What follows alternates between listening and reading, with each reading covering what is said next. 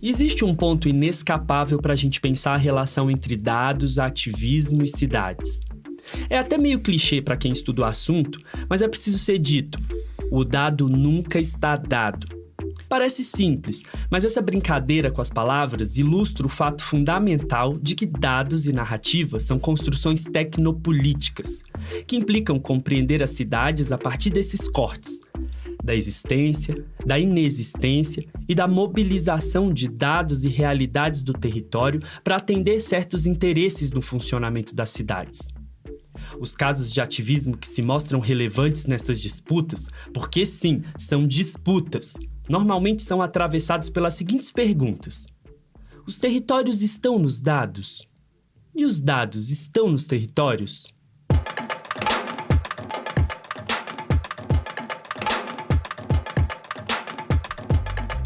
Eu sou Gilberto e esse é o Ninguém Lune Sem Pensar, um espaço de debate organizado no programa de pós-graduação em gestão urbana da PUC-Paraná. Nessa temporada, a gente conversa com ativistas latino-americanos que trabalham com dados para transformar as cidades e seus territórios em lugares mais justos. Esse é o 5º e último episódio dessa temporada. O dado nunca está dado.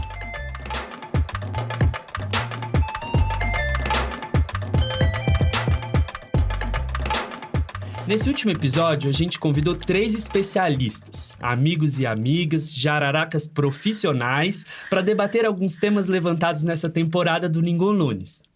Nossos convidados escutaram os 4 episódios anteriores e vão ajudar a gente a entender intersecções, lacunas e perspectivas que atravessam o ativismo de dados na América Latina.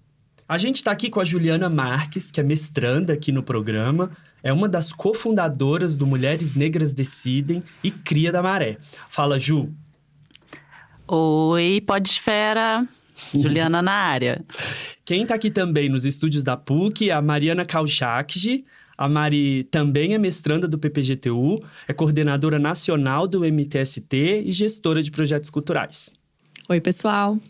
Para completar esse time, a gente está aqui com o Rodrigo Firmino, que é fundador do Jararaca, professor do programa de pós-graduação em gestão urbana da PUC, é membro fundador da LAVITS, que é uma rede latino-americana de estudos sobre vigilância, tecnologia e sociedade, e é orientador de nós todos. Oi, gente. Bom, para começar a nossa conversa, eu queria ouvir um pouco sobre os elementos que vocês identificaram que atravessam os 4 episódios. Claro que a gente fez um esforço de construir uma narrativa coesa que desse conta da diversidade da região, dos projetos e ativismos que envolvem a produção ou o trabalho com dados de forma mais ampliada. Mas isso é impossível diante do formato que a gente se propôs aqui. Então, eu queria ouvir um pouco como vocês conectaram as histórias que a gente ouviu e o que elas suscitam nesse universo do ativismo, da disputa por territorialidades tão diversas e dos usos tecnopolíticos dos dados. Então, Gil, eu acho que não é segredo para ninguém que desde o começo dessa temporada a gente tinha essa preocupação em trabalhar com ativismo de dados e trazer o território para o centro do debate, obviamente, dentre outras tantas questões importantes. O próprio título da temporada faz uma alusão muito clara a isso, né, o território, quando a gente relaciona ativismo de dados à cidade. E acho que algo bastante interessante é como a questão do território foi aparecendo assim de maneira diferente nos episódios. Dá para dizer, por exemplo, que nos episódios 1, 3 e 4, a gente nem precisa se esforçar muito para ver como os coletivos e as ações vão se conectando territorialmente a algum lugar específico. O episódio 1 tem a favela do Jacarezinho, no Rio de Janeiro, que é o protagonista de tudo que o Labjaca faz. No episódio 3, aconteceu uma coisa muito parecida, né? Tem a Comuna 18 de Cali como expressão espacial das potências periféricas da Colômbia. E no episódio 4, a noção de território vai se expandir para a América Latina como um todo. Acho que é isso que você foi buscar no Condatos, não foi, Gil? Foi isso que eu fui buscar lá. Eu acho que para quem ouviu o episódio 4, eu não consegui encontrar muito dessa territorialidade que a gente estava buscando. Mas, sim, de fato, eu fui ali tentar entender onde que essa questão do território estava no ativismo ali dos coletivos que estavam no evento. Então, mas aí vem o episódio 2, sobre redes chilenas de mulheres e feminismo, sobre corpos e dados. E a gente se pergunta, cadê o território? É óbvio que o ativismo incrível dessas mulheres, na verdade, de todos os coletivos feministas que a gente citou no episódio, tem preocupações que acessam dimensões muito mais profundas que a construção de territórios, que fala de corpos, de luta, de resistência, de afeto. Mas tem algo que nós não mencionamos diretamente no episódio, que é justamente uma relação indissociável entre corpos e territórios. A gente entende que não dá para falar sobre uma coisa sem pensar na outra, principalmente nessa construção de resistências e futuros alternativos. Esse é, na verdade, um tema que tem sido cada vez mais explorado na geografia, principalmente quando a gente valoriza uma perspectiva mais decolonial e a partir de outras compreensões do que possa ser o território. Aliás, tem um texto incrível de uma antropóloga mexicana, a Delmi Tânia Cruz Hernández, chamado Una mirada muy otra a los territorios cuerpos femininos, em que ela discute justamente essa relação quase indissociável. E ela usa a expressão territórios, corpos, assim mesmo, como uma palavra composta. E olha que potente essa fala dela num trecho do texto. Eu vou ler aqui e vou arriscar o meu portunhol. Como sujeta acompanhante de processos sociais com mulheres indígenas em territórios vulnerados, me resonava muito las consignas que se escuchan sobre mi cuerpo es mi territorio, ou ni las mujeres ni la tierra somos territórios de conquista. Não é demais isso? A Delmi também organiza um livro muito importante chamado Cuerpos, Territórios, Feminismos. Então, acho que é isso. Essa discussão de como ativismo, dados e territórios se conectam nos episódios passa pelas várias formas pelas quais a gente pode pensar o próprio território, né? Muito boas referências, Rodrigo. Muito bom mesmo a reflexão. Inclusive, só para avisar que a gente vai deixar essa referência que o Rodrigo trouxe e outras que a gente for citando nos episódios na descrição ali nas plataformas, em forma de texto. Ju, o que você acha? Gil, sem dúvidas fica evidente em muitos episódios, né, o esforço dos movimentos, organizações, iniciativas e coletivos, alguns com origem bem ancorada no território, né, como é o caso do Labjaca, como o Rodrigo mencionou aqui, né, e a similaridade, né, de atuação numa perspectiva de visibilizar a falta de dados para um diagnóstico mais preciso sobre a violação, né, de direitos de alguns grupos populacionais, sobretudo mulheres, pessoas periféricas e pessoas LGBTQIA+, né, sobre questões que ainda não estão refletidas em nível nacional ou mesmo a nível global, né, a exemplo da parceria, né, global para o desenvolvimento de dados sustentáveis. Então, isso é algo que vem sendo buscado, né, numa perspectiva, né, tanto, enfim, vou dizer, local, mas também com uma perspectiva de impacto nessas organizações que têm atuação aí em vários países, né. Uma outra questão que acho que seria interessante destacar é a colaboração, né, das organizações e coletivas para que o monitoramento desses dados seja institucionalizado, né? Então, que eles entrem na produção de estatísticas oficiais, né, que são geradas pelos países, pelo aprofundamento dos debates, na verdade, que esses grupos também vão proporcionando, né, para a sociedade como um todo. Acho que um exemplo, né, assim, bem importante, né, de lembrar sobre esse processo, né, de monitoramento, institucionalização desses dados e o tempo, né, enfim, necessário, acho que para que isso aconteça, aparece no episódio 2, né, sobre a rede chilena de violência contra a mulher, que a gente vê, né, como que o debate sobre a questão, né, da violência doméstica veio sendo aprofundado e a gente vê hoje outras perspectivas, né, perspectivas interseccionais ganhando visibilidade, a exemplo da luta contra a violência de pessoas trans, né, e mais recentemente no Brasil também a proposição do projeto de lei 10.086, né, agora de 2023, que coloca o dia 14 de março data da execução da vereadora Marielle, no centro da luta por conscientização da sociedade a respeito das violências sofridas pelas mulheres no ambiente político. O dia vai ser lembrado anualmente como o Dia Nacional Marielle Franco de Enfrentamento da Violência Política de Gênero e Raça, e foi assinado, pela ministra das Mulheres, Cida Gonçalves. Então, não tem como a gente não pensar, conectar isso que está acontecendo agora, a aprovação desse tipo de legislação com todo o esforço de luta histórica, por exemplo, que essas mulheres do Chile empenharam, mas também muitas outras aqui no Brasil. Muito bom, amiga, muito bom. Mari, o que você achou que tem aí de intersecções interessantes? Eu acho que desde o primeiro episódio vai ficando evidente como a produção de dados é algo que está presente de uma maneira quase que unânime, na construção sobre os territórios, de um discurso sobre territórios. E também fica evidente como isso pode ser definidor para determinadas comunidades e como isso é algo que demonstra de novo a disputa que existe nisso, como você mesmo falou na abertura do episódio. A gente sabe que a cidade, inclusive essa construção, de uma narrativa sobre cidades inteligentes, sobre uma tecnicidade, do planejamento, estão muito emaranhadas também nesses conceitos, dessa construção quase que desenfreada e dessa busca também desenfreada de produção de dados, Mas eu acho que uma das falas que o Bruno traz sobre a urgência da produção dos próprios dados, ou no que a gente está chamando de ativismo de dados, que o Rodrigo aponta na fala dele, e que também é uma questão que o Data Lab traz, fica bem escancarado essa questão da produção de dados e da utilização desses dados. É importante, como é importante que isso seja feito pelas próprias comunidades, justamente para que elas tenham um território, um pouco mais igualitário nessa disputa. Isso também vai ficando mais explícito quando ele demonstra a discrepância desses dados, são ditos dados oficiais, que são produzidos por órgãos, com os dados trazidos pela realidade através do ativismo de dados.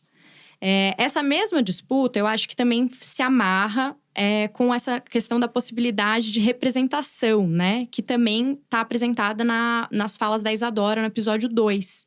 Mas na dela tem um outro ponto, um outro elemento, que eu acho que é o que o Rodrigo também estava trazendo e que a Ju também trouxe na fala dela, que acaba ficando mais explícito justamente porque os territórios, ali acabam ficando talvez em segundo plano, A disputa, então, ali sai desse lugar de território geográfico e se estabelece, então, em corpos. E o que isso significa, Não significa que no episódio 1, o território não demonstra a sua corporidade. O corpo daquele território também é muito explícito. E eu acho que para qualquer um que estuda, territórios, a gente sabe que territórios têm corpos, territórios se definem, inclusive, através disso, E ele está ali presente na figura do Bruno, que representa, então, esse território geograficamente definido, e como isso se inscreve em corpos específicos. Mas a disputa da cidade é também, então, uma disputa sobre quais corpos e quais determinados espaços esses corpos podem pertencer, E, em última instância, o que é permitido ou não a esses corpos. Pensando nisso, o episódio 2, como eu já falei, a delimitação geográfica acaba ficando em segundo plano, a gente traz o corpo, então, e a construção territorial para o corpo de uma maneira mais evidente. A ideia de corpo, em especial corpos de mulheres racializadas como território, não é dito como algo exatamente novo, Essa associação do feminino e do natural já traz essa narrativa para os corpos das mulheres. É um corpo a ser dominado, é um corpo a ser domesticado, é um corpo a ser descoberto.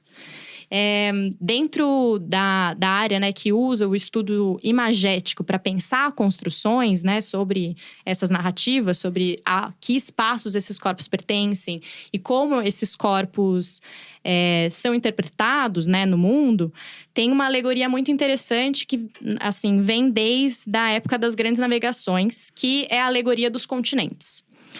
Nas grandes navegações, os mapas, né, tinham ícones, né, para se saber de que lugar que se estava falando, se identificar isso de uma maneira muito rápida.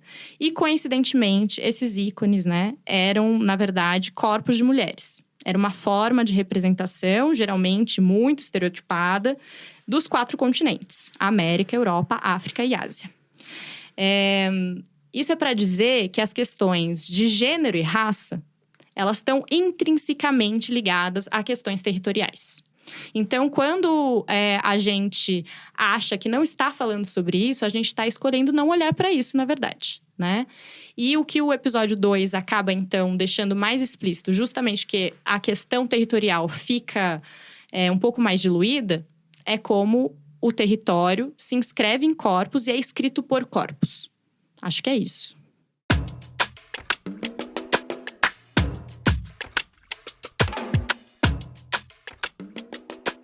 Eu gostaria de ouvir um pouco sobre as ausências. O que faltou no nosso programa? Como eu já falei, seria impossível contemplar todas as dimensões desse universo ainda em progress, ainda em emergência do ativismo de dados. Eu tenho usado um termo da Isabelle Stengers, que é ecologia de práticas. Como se a gente estivesse olhando para um campo de pensamento e ação através de uma lente ecológica, que valoriza as múltiplas formas de vida que coexistem num ambiente compartilhado. Então, diante dessas emergências, o que nos escapa? Olha, Gil, se a gente pensar em coisas que não foram tão exploradas nos episódios, mas que não podem deixar de ser ditas, né? Uma delas, e que já foi mencionada aqui pela Mari e pela Ju, é a racialização dos dados e dos territórios, né? Não sei se dá para dizer exatamente que foi uma ausência no podcast, mas é algo que merecia mais espaço no debate sobre dados, ativismo e cidades. Poderia ter sido mais explorado ao longo da temporada. Claro que isso aparece, por exemplo, no episódio do LabJaca, né? Mas nós não nos debruçamos sobre o tema com toda a atenção que ele merece.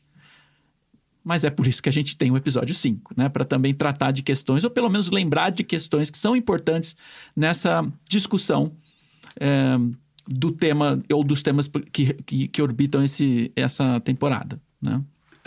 Eu acho que essa é, por exemplo, uma chance que a gente tem de também falar do trabalho de um outro coletivo de ativismo de dados que o Bruno citou lá no episódio 1. Lembra? Ele falou do Data Lab.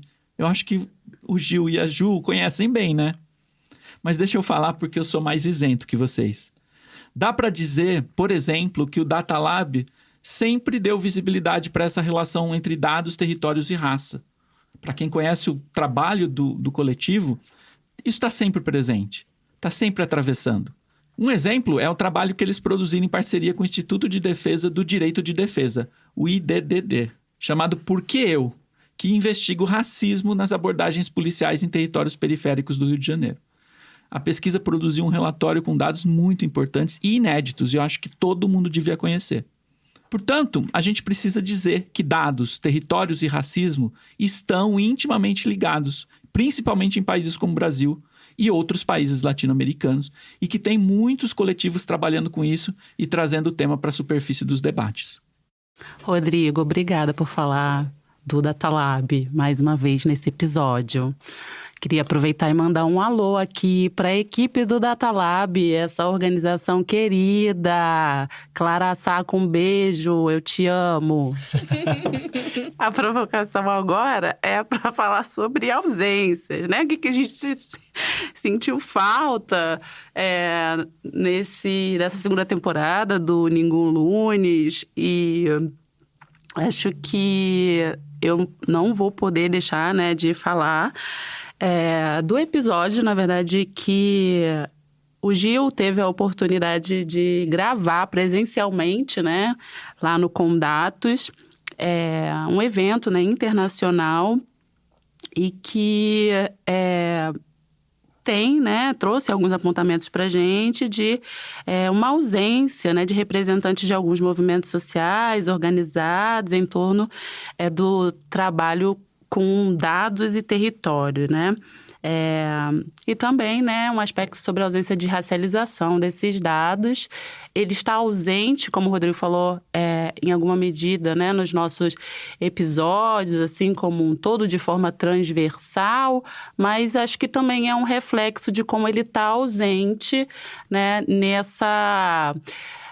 nesse novo empacotamento, né, do que seria o trabalho com dados no formato digital, né, o ativismo digital, quando a gente sabe também, né, que os movimentos sociais, né, já estão trabalhando com dados, né, para poder fazer suas incidências em várias instâncias, né, do governo já há muitos anos. Então, tem esse ponto que eu acho importante, assim, falar. E acho que eu vou ficar por aqui. Eu acho que o que a gente talvez tenha sentido falta é trazer corpo para esses territórios, né? E eu acho que é sobre isso que a gente veio falando ao longo dessa conversa.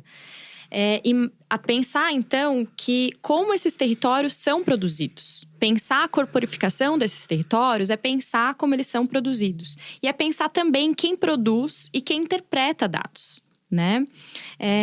Eu acho que essas são algumas das lacunas que a gente foi capaz de identificar aqui. Como a gente falou, não que esses corpos não estejam bem presentes, né? Inclusive através das figuras que vieram pro podcast, né? Vieram representar, né, no podcast. Mas acabou ficando de uma maneira transversal e talvez seja um momento de trazer isso para primeiro plano, né? A gente, justamente por isso, né? Porque a gente sabe que as opressões se inscrevem de maneiras diferentes em corpos diferentes. E trazer o corpo como esse primeiro território de disputa significa entender como isso se entrelaça com as possibilidades, tanto espaciais concretas e das vivências desses corpos. E isso se torna mais do que fundamental. Eu acho que se torna como uma questão que a gente não pode mais desvincular, né? Como a própria Ju trouxe. Os movimentos sociais já fazem essas produções. A gente já tem, né, essas outras formas de pensar como esse território está sendo produzido, como ele foi produzido e como nós somos capazes de interpretá-lo, né? As políticas e tecnopolíticas que desenham os espaços específicos são desenhados também para corpos específicos. E quando a gente faz isso, a gente acaba por desenhar também as possibilidades para esses corpos. É pensar os territórios de uma maneira menos casual, né? Pensar como esses territórios foram construídos, onde eles estão e quais são as pessoas que compõem esses territórios, não como um acaso, um dado do acaso, como algo propositalmente construído, né? Então, se existe essa racialização e também a generificação dos dados e, claro, dos territórios, vai também existir a racialização e a generificação das resistências.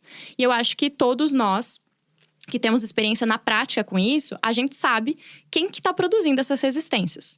Nos movimentos sociais e em outros ativismos, a gente sabe quem são, em sua maioria, os corpos que produzem as resistências, e eles são generificados e racializados. E isso significa que a gente também pode ser capaz de produzir novas epistemes, porque não está vindo desse lugar que parece muito uníssono, que constrói e que entende também tanto esses territórios quanto esses dados como algo casual, a ser interpretado de uma distância. Uma distância quase de uma tradição antropológica que nem se usa mais, né? De uma interpretação do estranho do outro, né? Eu acho, então, que a ideia de território também acaba ficando transversal. E pode soar esquisito isso, né? Mas eu digo isso por quê? Justamente porque pensar em território sem pensar os corpos que os constroem significa tratar o território como uma base só, né? O território como um lugar em que os atores agem, quase como um lugar neutro, né? Quando a construção desses territórios não é neutra, não foi neutra, e ela constrói, e é quase uma relação dialética, né? De construção desses corpos e de identidades e de construção do território, de identidade desse território. Então, nesse sentido, acho que o território também teria mais centralidade se a gente começar a pensar a corporificação desse território. Eu vou trazer uma outra referência que também é de uma interpretação cultural da construção de identidades, que é o Edward Said. Quando ele constrói a ideia de orientalismo, ele faz justamente através dos signos e das expressões culturais que eram feitas sobre os povos do Oriente Médio para a Europa. Então, nesse momento, além dos ensaios, você tinha também essa produção de quadros, enfim, diversas produções culturais para representar quem eram esses povos para a população europeia. A gente, muitas vezes, percebe que a nossa produção cultural sobre determinados territórios também faz isso. E quando a gente, então, está falando na produção de dados, acho que a gente também pode começar a incluir essa produção de signos e significados, né? E os signos e significados que são construídos a partir de um território muito próprio e a partir das pessoas desse território, também são capazes de construir, muitas das vezes, uma imagem muito mais fidedigna do que são esses territórios. Acho que essas são as nossas lacunas, por enquanto. Eu acho que eu queria pegar um gancho que a Mariana deixou no final da fala dela. Eu sei que a gente está falando de ausências, mas eu acho que não tem como a gente deixar de falar algo que estava presente nessas falas da Ju e da Mari, que não tem a ver com ausência. Tem a ver com algo que, de novo, tá presente nos episódios, está presente nessa temporada.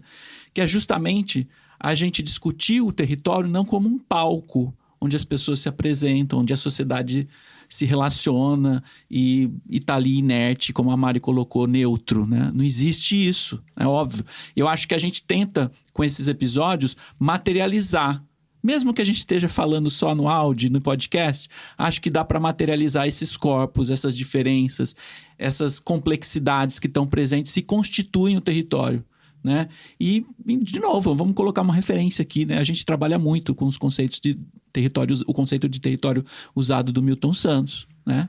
Geógrafo brasileiro, e que junto com ele tinha ali a socióloga Ana Clara Torres Ribeiro também tentando dar essa cara de território, corpo, né, de território construído a partir de todas essas relações e essas complexidades e camadas, né? Então eu sei, a gente estava falando de ausência, mas não tem como a gente não fazer essa relação, né?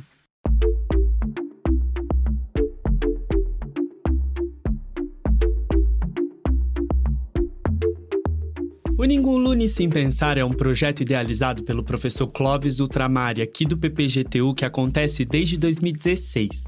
No projeto original, algumas pensadoras e pensadores intelectuais latino-americanos eram convidados a participar de debates sempre às segundas-feiras sobre as cidades e as suas complexidades.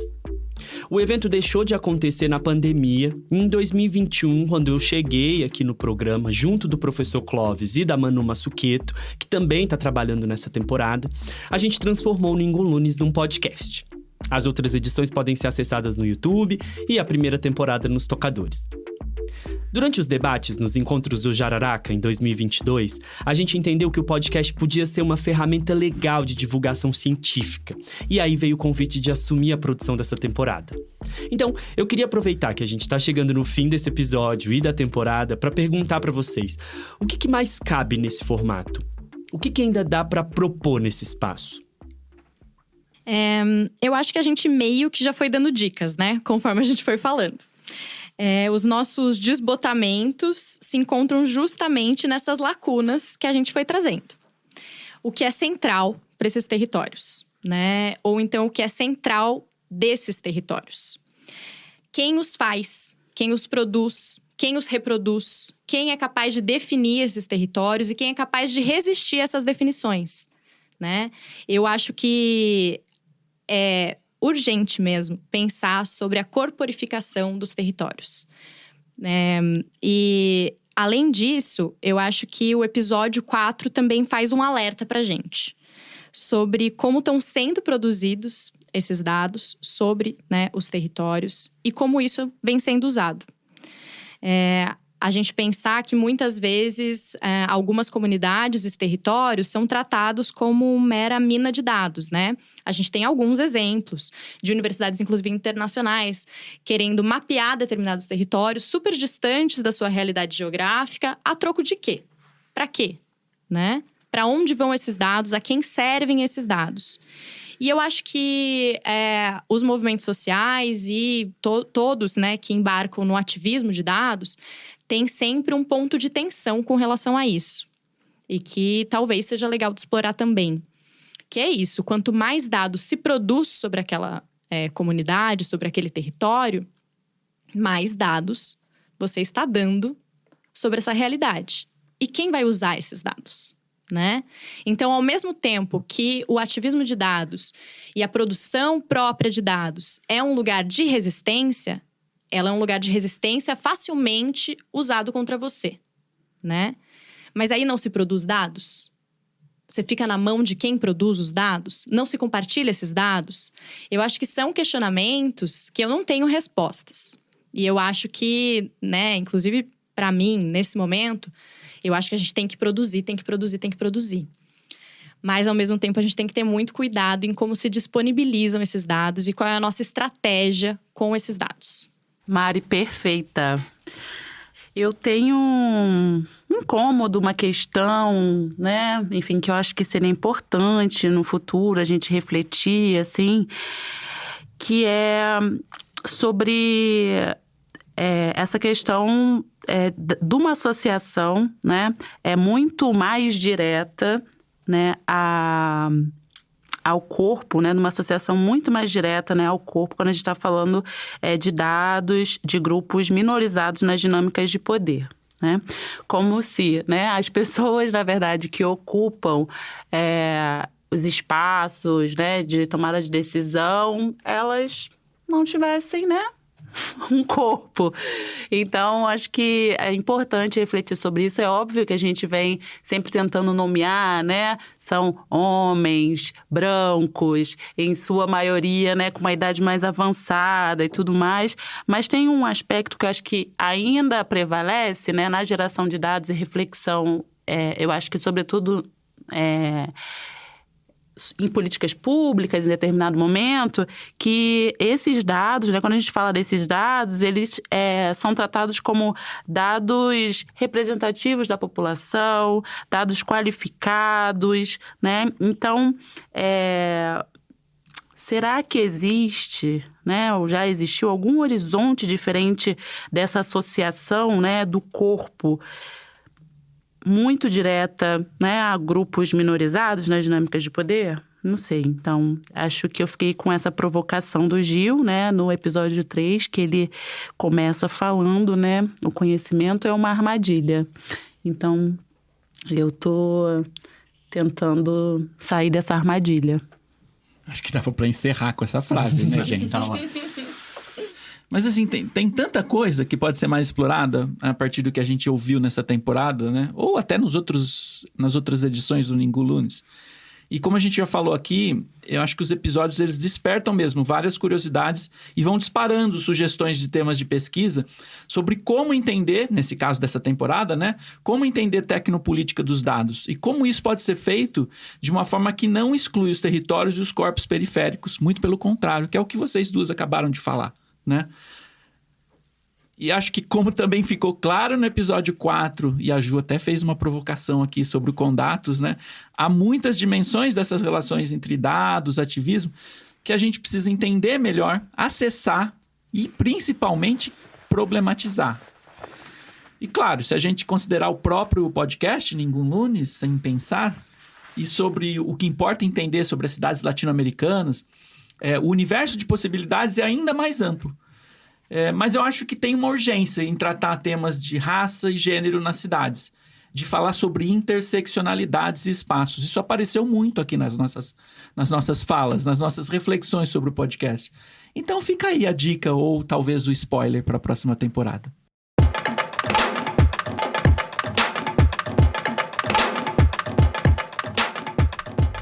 Esse podcast é resultado de uma série de debates que acontecem regularmente no grupo de pesquisa Jararaca, um laboratório de tecnopolíticas urbanas. Você pode saber mais em jararacalab.org. Os créditos estão na descrição do episódio. Um beijo! Beijo! Tchau, tchau! Tchau, pessoal!